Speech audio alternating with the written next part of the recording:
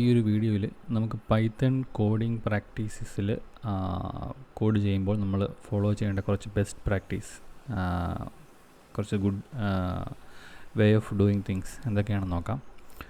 So അതിൽ like first വരുന്ന ഒരു കാര്യം എന്ന് പറഞ്ഞു കഴിഞ്ഞാൽ വളരെ ക്ലീൻ ആൻഡ് മെയിൻറ്റെയിനബിൾ ആയിട്ടുള്ള ഒരു പ്രൊഫഷണൽ സ്റ്റാൻഡേർഡ്സിൽ എങ്ങനെ നമുക്ക് എഴുതാം, അതിന് വേണ്ടിയിട്ട് നമുക്ക് ശ്രദ്ധിക്കേണ്ട ചെറിയ ചെറിയ കാര്യങ്ങൾ എന്തൊക്കെയാണെന്നുള്ളതാണ് മെയിനായിട്ടും വരുന്നത്. അപ്പോൾ അതിൽ ഫസ്റ്റ് വരുന്നൊരു കാര്യം കോഡ് സ്ട്രക്ചർ ആൻഡ് ഫോർമാറ്റിംഗ് എന്നുള്ള രീതിയിൽ നമുക്ക് പറയുവാണെങ്കിൽ കോഡിംഗ് ഗൈഡ് ലൈൻസ് എന്ന് പറയുന്നൊരു സംഭവമുണ്ട്. അതായത് ഒരു വേരിയബിളിനെ നമ്മൾ ക്രിയേറ്റ് ചെയ്യുവാണെങ്കിൽ എങ്ങനെ ക്രിയേറ്റ് ചെയ്യണം, ഏത് രീതിയിൽ ക്രിയേറ്റ് ചെയ്യണം, എന്തായിരിക്കണം നമ്മൾ ഫോളോ ചെയ്യേണ്ട സം ഗൈഡ് ലൈൻസ്, അങ്ങനെയുള്ള കുറച്ച് ഗൈഡ് ലൈൻസ് ഉണ്ട്. അത് പലതരത്തിലുള്ള ഗൈഡ് ലൈൻസ് ഉണ്ട്. അതിൽ ഒന്ന് ഏറ്റവും കോമൺ ആയിട്ടുള്ളത് പെപ്പേറ്റ് എന്ന് പറഞ്ഞിട്ട് ഒരു ഗൈഡ് ലൈനാണുള്ളത്. ഓക്കെ, സോ അതിൽ ഒരു കാര്യം പറയുവാണെങ്കിൽ നമുക്ക് ഇൻഡൻറ്റേഷൻസ് നമ്മൾ യൂസ് ചെയ്യുമ്പം, അതായത് if statement, if else, if എലിഫ്, for loop, while loop, function definition, ഇങ്ങനെയുള്ള കാര്യത്തിലെല്ലാം നമ്മൾ ഇൻഡൻറ്റേഷൻ യൂസ് ചെയ്യാറുണ്ട്. സോ എപ്പോഴും റെക്കമെൻഡഡ് എന്ന് പറയുന്നത് 4 സ്പേസ് അല്ലെങ്കിൽ ഒരു ടാബ് എന്ന് പറയുന്ന ഇൻഡൻറ്റേഷനാണ്. കാരണം നമ്മൾ ഈവൻ 2 സ്പേസ് യൂസ് ചെയ്താലും ഇത് വർക്ക് ചെയ്യും. നമ്മൾ കൺസിസ്റ്റൻ്റ് ആയിട്ടുള്ള ഇൻഡൻറ്റേഷൻ യൂസ് ചെയ്താൽ മതി. ഇപ്പം ഒരു ഫംഗ്ഷനിൽ നമ്മൾ 2 സ്പേസ് ആണ് യൂസ് ചെയ്യുന്നതെങ്കിൽ നെക്സ്റ്റ് ഫംഗ്ഷനിലും 2 സ്പേസ് തന്നെ യൂസ് ചെയ്യണം. പക്ഷേ എന്നാലും 4 സ്പേസ് ആണ് റെക്കമെൻഡഡ് ഇൻഡൻറ്റേഷൻ എന്ന് പറയുന്നത്. 4 സ്പേസസ് അല്ലെങ്കിൽ ഒരു ടാബ് രണ്ടും സെയിം തന്നെയാണ്. ദെൻ അനദർ ഇമ്പോർട്ടൻറ്റ് തിങ് എന്ന് പറഞ്ഞാൽ ലൈൻ്റെ ലെങ്ത് എന്ന് പറയുന്നത് less than or equal to 79 characters ആയിരിക്കണം. അതായത് 80 ക്യാരക്ടേഴ്സിൽ കൂടുതൽ ഇതിൻ്റെ ഈ വിഡ്ത്ത് കൂടാൻ പാടില്ല. സോ അതെന്തിനാണെന്ന് വെച്ചാൽ നമ്മളൊരു സ്ക്രീനിലായിരിക്കും ഈ ഒരു കോഡ് റീഡ് ചെയ്ത് പോകുന്നത്. സോ ലൈക്ക് ഒരുപാട് വിഡ്ത്ത് ആയി കഴിഞ്ഞാൽ നമ്മളിത് സ്ക്രോൾ ചെയ്ത് നോക്കേണ്ടി വരും. സോ അത് ഒഴിവാക്കാൻ വേണ്ടിയിട്ടാണ് ഈ ഒരു റെക്കമെൻഡേഷൻ പറയുന്നത്. സോ ഇൻ കേസ് നമ്മൾ എഴുതി വരുമ്പോൾ അത് 80 ക്യാരക്ടേഴ്സിന് മുകളിൽ പോവുകയാണെങ്കിൽ നമ്മൾ സ്ലാഷ് സിമ്പിൾ യൂസ് ചെയ്തിട്ട് ആ ലൈൻ ബ്രേക്ക് ചെയ്തിട്ട് വേണം അത് നെക്സ്റ്റ് ലൈനിലോട്ട് കൊണ്ടുവരാനായിട്ട്. ദെൻ ഫങ്ഷൻസ്, ക്ലാസ്സസ്, ഇത് തമ്മിലുള്ള സെപ്പറേഷൻസ് ബ്ലാങ്ക് ലൈൻസ് വെച്ച് സെപ്പറേറ്റ് ചെയ്യണം. സോ ഐഡിയലി അതിന് പറയുന്നത് 2 ലൈൻ സെപ്പറേഷനാണ് അതിന് പറയുന്നത്. Then space around operators. ഇപ്പം ഇവിടെ ഒരു ഫങ്ഷൻ എഴുതിയിട്ടുണ്ട്, അതിൽ a, b എന്ന് ഞാൻ അതിൻ്റെ ആർഗ്യുമെൻറ്റ്സിൻ്റെ ഇടയിൽ എനിക്ക് സ്പേസ് ഒന്നുമില്ല. ബട്ട് കുറച്ചും കൂടെ ബെറ്റർ വേ എന്ന് പറഞ്ഞു കഴിഞ്ഞാൽ ഈ എയുടെയും ബിയുടെയും ആ കോമ കഴിഞ്ഞിട്ട് ഒരു സ്പേസ് കൂടെ ഇട്ട് എഴുതുന്നതായിരിക്കും. അതുപോലെ a+b എന്ന് പറയുന്നിടത്ത് ഈ പ്ലസിൻ്റെ ബിഫോർ ആൻഡ് ആഫ്റ്റർ സ്പേസ് ഇട്ടിട്ടുണ്ട്. ഓക്കെ, അപ്പം ഒരു ഗുഡ് ആൻഡ് ബാഡ് എക്സാമ്പിൾ എന്നുള്ള രീതിയിലാണ് ഇത് കാണിച്ചിട്ടുള്ളത്. ഇവിടെ സ്പേസിങ് എന്നതിലുപരി ഇവിടെ ഒരു ടൈപ്പ് ഹെൻഡിങ് എന്ന് പറഞ്ഞൊരു കാര്യം കൂടി ഇതിൽ ചെയ്തിട്ടുണ്ട്. എന്താണ് ടൈപ്പ് ഹെൻഡിങ് എന്ന് ഞാൻ പറയാം, ബട്ട് അത് നമ്മൾ വേറൊരു എക്സാമ്പിളിൽ പറയുന്നതായിരിക്കും. ദെൻ ഫയൽ പാത്ത്, ഇങ്ങനെയുള്ള കാര്യങ്ങൾ നമ്മൾ ഹാൻഡിൽ ചെയ്യുമ്പം ലൈക്ക് ഡയറക്റ്റായിട്ട് raw file path hard code ചെയ്ത് കോഡിൽ കൊടുക്കാതിരിക്കുക. കാരണം ഇപ്പോൾ നമ്മൾ വിൻഡോസിലാണെങ്കിൽ ഈ രീതിയിലായിരിക്കും നമുക്ക് പാത്ത് നമ്മൾ സ്പെസിഫൈ ചെയ്യുക. പക്ഷേ നമുക്ക് ലിനക്സിലോ മാക്കിലോ ആകുമ്പോൾ നമ്മുടെ പാത്ത് സ്ലാഷ് സിമ്പിളിൻ്റെ ലൈക്ക് / ആയിരിക്കില്ല, / ആയിരിക്കും അവിടെ യൂസ് ചെയ്യുക. സോ അങ്ങനെയുള്ള ഡിഫറൻസ് വരും. അതുപോലെ ഈ പാത്ത് എന്ന് പറയുന്നത് like exactly the same path ആവണമെന്നില്ല. അപ്പോൾ അങ്ങനെയുള്ള സിറ്റുവേഷൻസിൽ നമുക്ക് OS ലൈബ്രറി യൂസ് ചെയ്തിട്ട് OS ലൈബ്രറിയിലെ path.join പാത്ത് എന്ന് പറയുന്ന മോഡ്യൂളിനകത്ത് OS ലൈബ്രറിയിലെ പാത്ത് എന്ന് പറയുന്ന മോഡ്യൂളിനകത്ത് ജോയിൻ എന്ന് പറയുന്ന ഫംഗ്ഷൻ യൂസ് ചെയ്തിട്ട് ഈ ഒരു രീതിയിൽ നമുക്ക് ആ പാത്ത് കറക്റ്റ് കൺസ്ട്രക്ട് ചെയ്യാൻ സാധിക്കും. സോ C എന്ന് പറയുന്ന ഫോൾഡറിൽ ഡൗൺലോഡ്സ് എന്ന് പറയുന്ന സബ് ഫോൾഡറിൽ വരുന്ന ഡേറ്റ എന്ന് പറയുന്ന ടെക്സ്റ്റ് ഫയലാണ് എനിക്ക് ആക്സസ് ചെയ്യേണ്ടതെന്നുണ്ടെങ്കിൽ ഈ രീതിയിൽ ആ ഒരു പാത്ത് എനിക്ക് കൺസ്ട്രക്ട് ചെയ്തിട്ട് ആ പാത്തായിരിക്കും ഞാൻ റീഡ് ചെയ്യാനോ അല്ലെങ്കിൽ റൈറ്റ് ചെയ്യാനോ യൂസ് ചെയ്യുക. സോ ഇത് കുറച്ചും കൂടെ ലെസ് എറർ പ്രോൺ ആണ്. കാരണം ഡിപ്പെൻഡിങ് അപ്പോൺ ദ പ്ലാറ്റ്ഫോം ഈ ഒരു പാത്ത് ഈ ഒരു ഫംഗ്ഷൻ കറക്റ്റായിട്ട് കൺസ്ട്രക്ട് ചെയ്തോളും. വിൻഡോസ് ആയാലും ലിനക്സ് ആയാലും മാക് ആയാലും what ever it is. Then ഇതുപോലുള്ള കാര്യങ്ങളെ പറ്റി നമുക്ക് ചെറിയ ചെറിയ മിസ്റ്റേക്സ് നമ്മൾ വരുത്തുന്നത്, അതായത് ബാഡ് പ്രാക്ടീസസ് നമ്മളെ ഓർമ്മിപ്പിക്കാനായിട്ട് നമുക്ക് like some tools Visual Studio കോഡിലുണ്ട്. അതായത് പ്ലഗിൻസ്. അതിലൊന്ന് ബ്ലാക്ക് എന്ന് പറയുന്ന പ്ലഗിനാണ്, അതുപോലെ ഫ്ലേക്കിറ്റ് എന്ന് പറയുന്ന പ്ലഗിനാണ്. ഇത് രണ്ടും നമ്മൾ ഇൻ കേസ് എന്തെങ്കിലും ചെറിയ കാര്യങ്ങൾ മിസ്സായാൽ നമുക്ക് ഒരു വാർണിംഗ് പോലെ അല്ലെങ്കിൽ ഒരു ലൈക്ക് ഹൈലൈറ്റഡ് ലൈൻസ് യൂസ് ചെയ്തിട്ട് നമുക്ക് കാണിക്കും. അതല്ല ഈവൻ ഓട്ടോ കറക്ഷൻ, ഇപ്പം ഓപ്പറേറ്റേഴ്സിൻ്റെ അറൗണ്ട് സ്പേസ് വേണം, അല്ലെങ്കിൽ കോമ കഴിഞ്ഞൊരു സ്പേസ് വേണം, ഇങ്ങനെയുള്ള കാര്യങ്ങൾ നമ്മൾ മിസ്സായാൽ പോലും ഓട്ടോമാറ്റിക്കലി അത് കറക്റ്റ് ചെയ്യാനും ഈ ഒരു ടൂൾസ് നമുക്ക് ഹെൽപ്ഫുള്ളാണ്. അപ്പോൾ നമ്മൾ വിഷ്വൽ സ്റ്റുഡിയോ സെറ്റപ്പിൽ ഞാൻ ഈ പറയുന്ന റെക്കമെൻഡഡ് പ്ലഗിൻസിൻ്റെ കൂട്ടത്തിൽ ഈ ബ്ലാക്കും ഫ്ലേക്കിലും ഞാൻ ഡിസ്കസ് ചെയ്തിട്ടുണ്ടായിരുന്നു. അതുപോലെ ഓട്ടോ കറക്ഷൻ എങ്ങനെ എനേബിൾ ചെയ്യണം എന്നുള്ള കാര്യങ്ങൾ. സോ അത് ജസ്റ്റ് ചെക്കൗട്ട് ചെയ്ത് നോക്കുക ഫോർ മോർ ഡീറ്റെയിൽസ്. ദെൻ ഫങ്ഷൻസിൻ്റെ കാര്യം വരുമ്പം നമുക്ക് ഫങ്ഷൻസ് ആയിട്ട് എഴുതി കഴിഞ്ഞാൽ നമുക്ക് കോഡ് വളരെ മോഡുലർ ആക്കാൻ പറ്റും. അനദർ ഇമ്പോർട്ടൻറ്റ് തിങ് എന്ന് പറഞ്ഞു കഴിഞ്ഞാൽ ഫങ്ഷൻസിൻ്റെ അകത്ത് നമ്മൾ ക്രിയേറ്റ് ചെയ്യുന്ന ലൈക്ക് സം വേരിയബിൾസ് പാസ് ചെയ്തു, സം ഇൻ്റർമീഡിയറ്റ് റിസൾട്ട്സ് നമ്മൾ അതിൽ ഹാൻഡിൽ ചെയ്യുന്നുണ്ട്. അപ്പോൾ മെമ്മറി എപ്പോഴും ഫങ്ഷൻസിൻ്റെ അകത്ത് ആ ലോക്കൽ സ്കോപ്പിൽ വരുന്ന വേരിയബിൾസ് ആയതുകൊണ്ട് തന്നെ ഫങ്ഷൻസിൽ നിന്ന് ഒരു പ്രോസസ്സിങ് ചെയ്തിട്ട് തിരിച്ചു വരുന്ന റിട്ടേൺ വാല്യൂ മാത്രമേ നമുക്ക് ഹാൻഡിൽ ചെയ്യേണ്ടി വരുള്ളൂ. ഇൻ ബിറ്റ്വീനുള്ള മെമ്മറി സ്പേസ് നമ്മൾ എന്തെങ്കിലും ഇൻ്റർമീഡിയറ്റ് കാൽക്കുലേഷൻസിന് വേണ്ടി എന്തെങ്കിലും വേരിയബിൾസ് ക്രിയേറ്റ് ചെയ്യുകയോ മെമ്മറി സ്പേസ് ഓക്യുപ്പൈ ചെയ്തിട്ടുണ്ടെങ്കിൽ ആ മെമ്മറി സ്പേസ് അവിടെ ക്ലിയർ ആവും. അതുകൊണ്ട് തന്നെ എഫിഷ്യൻറ്റ് യൂസ് ഓഫ് റാം നമുക്ക് ഫങ്ഷൻസ് ഹെൽപ്ഫുള്ളാണ്. ദെൻ കോഡ് മോഡുലർ ആക്കാനും റിപ്പീറ്റേഷൻ ഒഴിവാക്കാനും ഇങ്ങനെയുള്ള കാര്യങ്ങൾക്കും ഇത് ഹെൽപ്ഫുള്ളാണ്. സോ ലൈക്ക് ഫ്രം അതിൻ്റെ ഒരു യൂട്ടിലിറ്റി പെർസ്പെക്റ്റീവ് ചിന്തിച്ച് കഴിഞ്ഞാൽ ഫങ്ഷൻസ്, ഓരോ ഫങ്ഷനും ഒരു യുണീക്ക് ഫങ്ഷനാലിറ്റി ഉണ്ടാവണം. ഇപ്പോൾ ഒരു കറണ്ട് ടൈം സ്റ്റാമ്പ് തരുന്നൊരു ഫംഗ്ഷൻ ആണെങ്കിൽ ആ ഒരു ഫങ്ഷനാലിറ്റി മാത്രമായിരിക്കണം ആ ഒരു ഫംഗ്ഷൻ ചെയ്യേണ്ടത്.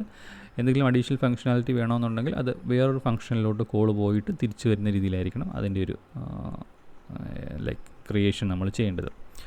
അതുപോലെ എപ്പോഴും ഒരു ഫംഗ്ഷൻ എന്ന് പറയുമ്പം less than or equal 50 lines ആയിരിക്കണം വരേണ്ടത്. അപ്പം 50 ലൈൻസിൽ കൂടുതൽ വരുന്ന ഒരു ഫംഗ്ഷൻ എഴുതേണ്ടി വന്നാൽ അതിൻ്റെ അർത്ഥം നമ്മളതിനെ രണ്ടായിട്ട് സ്പ്ലിറ്റ് ചെയ്യേണ്ട ഒരു 2 ഫങ്ഷൻസായിട്ട് സ്പ്ലിറ്റ് ചെയ്ത് വേണം അത് ചെയ്യാനായിട്ട്. അതുപോലെ നമ്മൾ വേരിയബിൾ നെയിംസിൽ യൂസ് ചെയ്യുന്ന പോലെ തന്നെ മീനിങ് ഫുൾ നെയിംസ് കൊടുക്കുക. ദെൻ ഞാൻ നേരത്തെ പറഞ്ഞ കാര്യമാണ്, അതായത് ടൈപ്പ് ഹിൻഡിങ് എന്ന് പറഞ്ഞ കാര്യമാണ് പിന്നെ നമുക്കതിൽ ചെയ്യാൻ പറ്റുന്നത്. സോ ഇവിടെ ഒരു ബാഡ് ആൻഡ് ഗുഡ് എക്സാമ്പിൾ കൊടുത്തിട്ടുണ്ട്. അപ്പം ഇത് ജസ്റ്റ് x+y ചെയ്തിട്ട് ഡിവൈഡഡ് ബൈ z ചെയ്ത് റിട്ടേൺ ചെയ്യുന്ന ഒരു ഫംഗ്ഷനാണ്. സോ ഇവിടെ നമുക്ക് നോക്കിയാൽ അറിയാം ഇവിടെ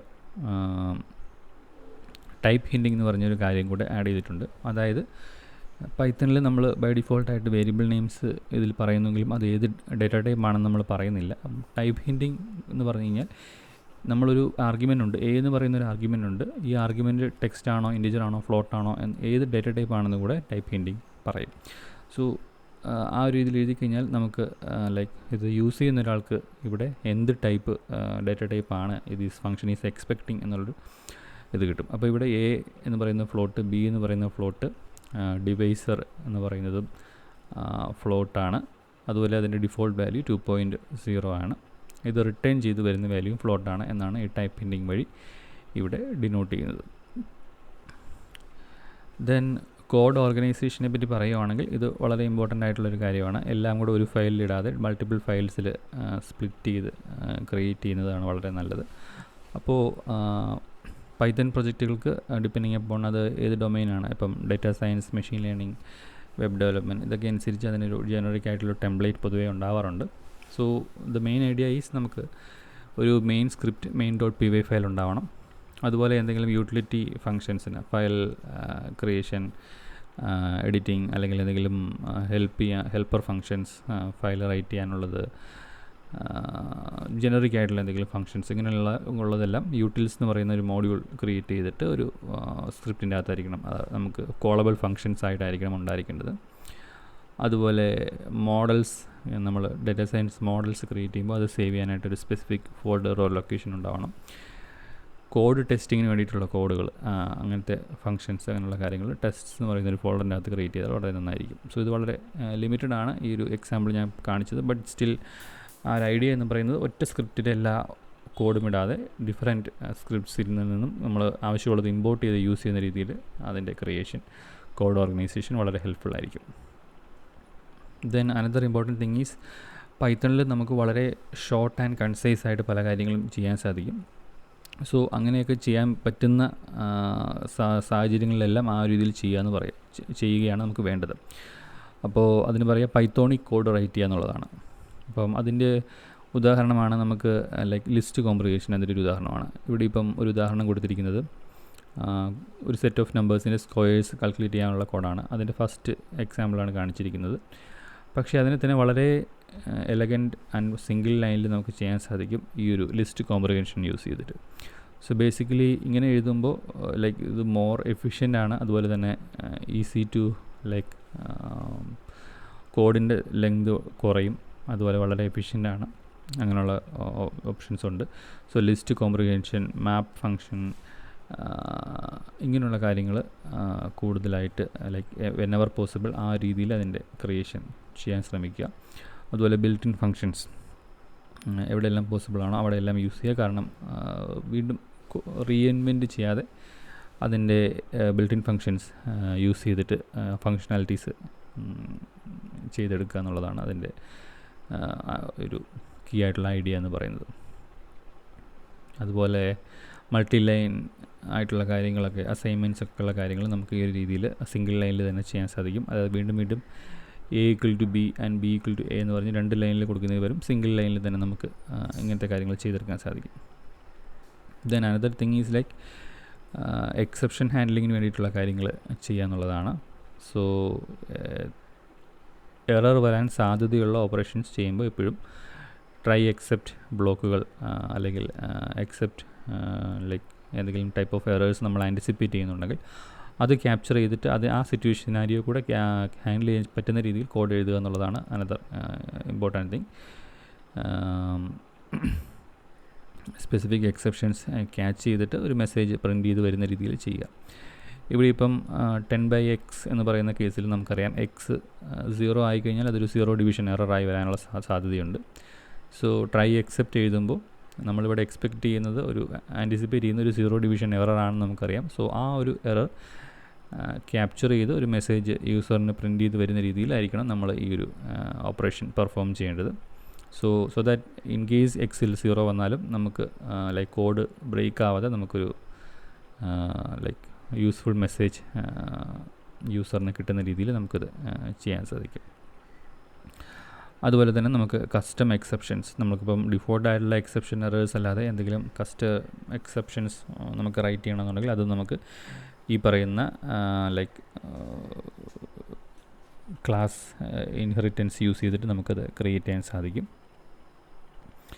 then another thing is like code documentation and commands. Example അതിൽ പ്രത്യേകിച്ച് എടുത്ത് പറയേണ്ടത് കമൻസ് ആണ്. സോ എപ്പോഴും കമൻസ് ഇടുമ്പോൾ അത് എന്തിനാണ് എന്നുള്ളതാണ് പറയേണ്ടത്, അല്ലാതെ എന്താണ് എന്നാണല്ല പറയേണ്ടത്. അപ്പം ഉദാഹരണത്തിന് ഇപ്പം ഞാനോട് i=0 എന്ന് പറഞ്ഞൊരു വേരിയബിൾ ഇനീഷ്യലൈസ് ചെയ്യുന്നു. സോ ഇത് കാണുന്ന ആൾക്ക് തന്നെ മനസ്സിലാവും ലൈക്ക് i-0 അസൈൻ ചെയ്യുന്നതാണെന്നാണ്. അപ്പം സിമ്പിളി ഇനീഷ്യലൈസ് ആയി എന്ന് പറഞ്ഞ് കൊടുത്താൽ അതൊരു യൂസ്ഫുൾ ഇൻഫർമേഷൻ അല്ല.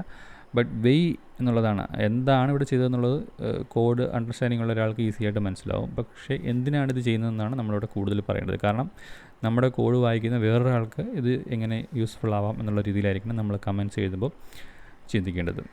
സോ ഇവിടെ കുറച്ചും കൂടെ ബെറ്റർ എക്സാമ്പിൾ എന്ന് പറഞ്ഞു കഴിഞ്ഞാൽ i is an index counter for iterating over ഒരു സം പർട്ടിക്കുലർ വേരിയബിൾ എന്നുള്ള രീതിയിൽ.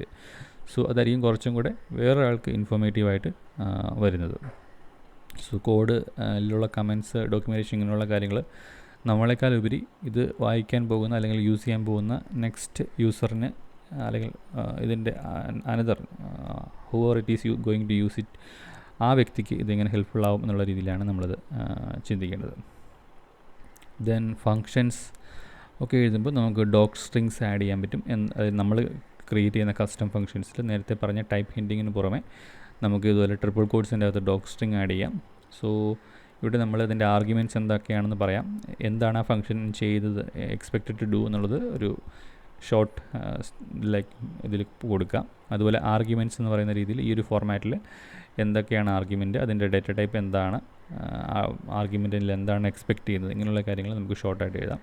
അതുപോലെ റിട്ടേൺസിൻ്റെ അകത്ത് ഇപ്പം 1 or more റിട്ടേൺ വാല്യൂസ് ഉണ്ടെങ്കിൽ അതെന്താണ്, അതിൻ്റെ ഡേറ്റ ടൈപ്പ് എന്താണ് അതിൻ്റെ അകത്ത് റിട്ടേൺ ചെയ്യുന്നത് എന്നുള്ളത് നമുക്ക് ഡോക് സ്ട്രിങ്ങിൽ മെൻഷൻ ചെയ്യാൻ സാധിക്കും. ഇത് കോഡ് ഡോക്യുമെൻറ്റേഷൻ ജനറേഷന് നമുക്ക് യൂസ്ഫുൾ ആവുന്ന ഒരു കാര്യമാണ്.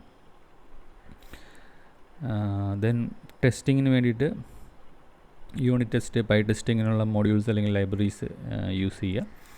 സോ എപ്പോഴും ടെസ്റ്റ് ഡ്രിവൺ ഡെവലപ്മെൻറ്റ് എന്നുള്ള ഒരു പെർസ്പെക്റ്റീവിൽ ചിന്തിക്കുമ്പോൾ നമുക്ക് ഇത് വളരെ ഇമ്പോർട്ടൻ്റ് ആണ്. സോ ഡിസ്ക്രിപ്റ്റീവ് ആയിട്ടുള്ള ടെസ്റ്റ് നെയിംസ് കൊടുക്കുക. അതായത് ഇപ്പം ആഡ് എന്ന് പറയുന്ന ഫംഗ്ഷൻ എനിക്ക് ഇവിടെയുണ്ട്, അത് ടെസ്റ്റ് ചെയ്യാൻ വേണ്ടിയിട്ട് ടെസ്റ്റ് ആഡ് എന്ന് പറയുന്ന രീതിയിലുള്ള ഫംഗ്ഷൻ എനിക്ക് ക്രിയേറ്റ് ചെയ്യാൻ സാധിക്കും.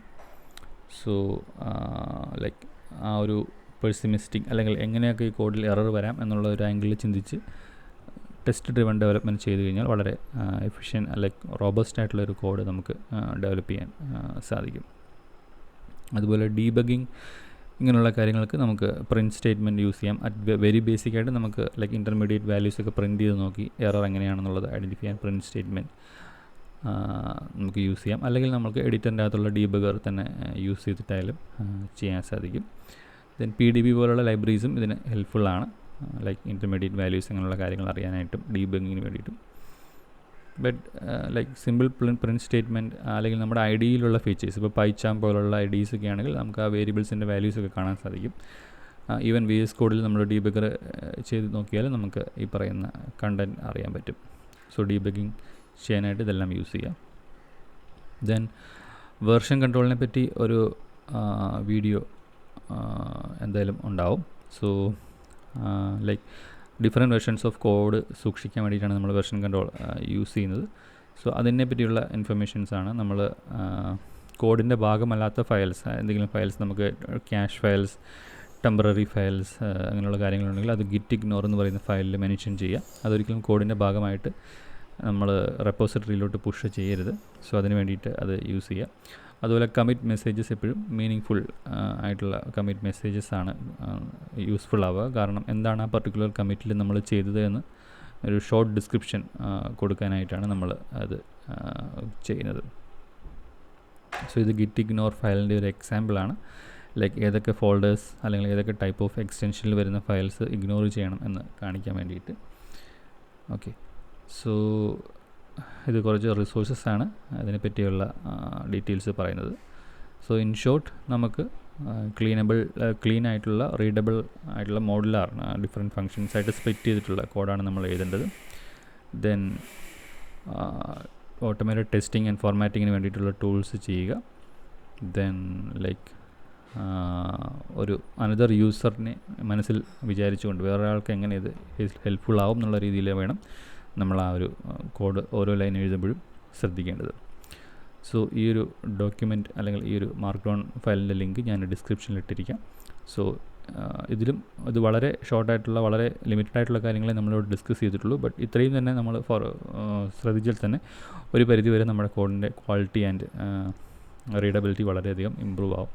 ഓക്കെ, സോ ഐ വിൽ ഇത് ഞാൻ ആഡ് ചെയ്തേക്കാം ഡിസ്ക്രിപ്ഷനിലോട്ട്. സോ ഇങ്ങനെയുള്ള കാര്യങ്ങൾ നിങ്ങൾ കോഡ് എഴുതുമ്പോൾ ചെയ്യാൻ ശ്രമിക്കുക. വൺ മോർ ലെവൽ നിങ്ങൾക്ക് നിങ്ങളുടെ ലൈക്ക് വർക്കിൻ്റെ ക്വാളിറ്റി അല്ലെങ്കിൽ നിങ്ങളുടെ പ്രൊഫഷണൽ ലെവൽ ഓഫ് കമ്പീറ്റൻസി നിങ്ങൾക്ക് ഇമ്പ്രൂവ് ചെയ്യണമെന്നുണ്ടെങ്കിൽ ഇത് ഇങ്ങനെയുള്ള കാര്യങ്ങൾ ഫോളോ ചെയ്യാൻ ശ്രമിക്കുക.